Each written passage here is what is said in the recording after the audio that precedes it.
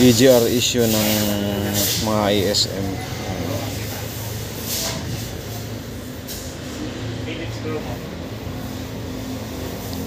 Makikita natin dyan. Kasi yung yung flat tip dyan, manipis lang. Parang lang, pero magiging bracket. Ayan, kagaya nito.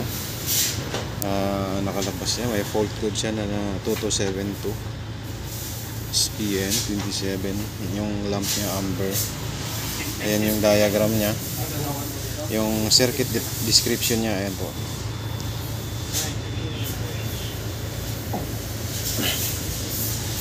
Yung effect, possible low power will be removed from the EGR valve motor.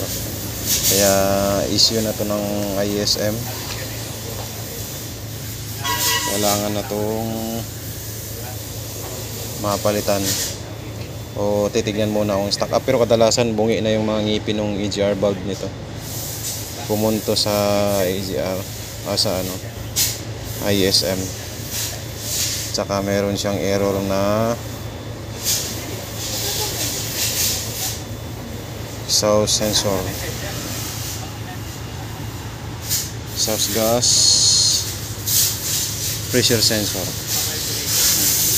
engine power derate. Ang ng driver nito, reklamo yung low power. Ayan, low power. Common issue na ng yung long nose na truck. Ang makina ay ISM o Cummins. Ito po yung EGR niya. Pangatlong truck na namin to yung taon na EGR ang problema.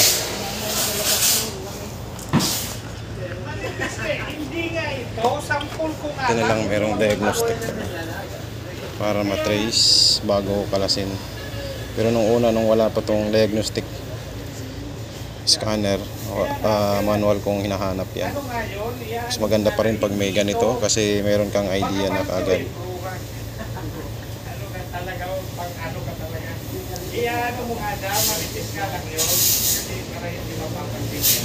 Yan lang naman ang error niya. Tsaka pag tinest ko siya rito sa ECM diagnostic test, hindi siya matitest dahil meron siyang error nga. Ang kailangan kasing matest nito yung kung pag kailangan buo yung EGR valve mo. Pwede kong i-test yan dito pero hindi siya matest. Ang matitest mo lang dyan yung mga acceleration count out test, tsaka yung cylinder cut out test. Yun po yung makina niya, ISM. Kaya kakalasin ko na po yung EGR nito.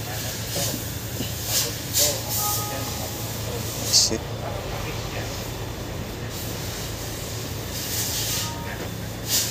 Yan lang po ang kagandahan pag meron kang scanner.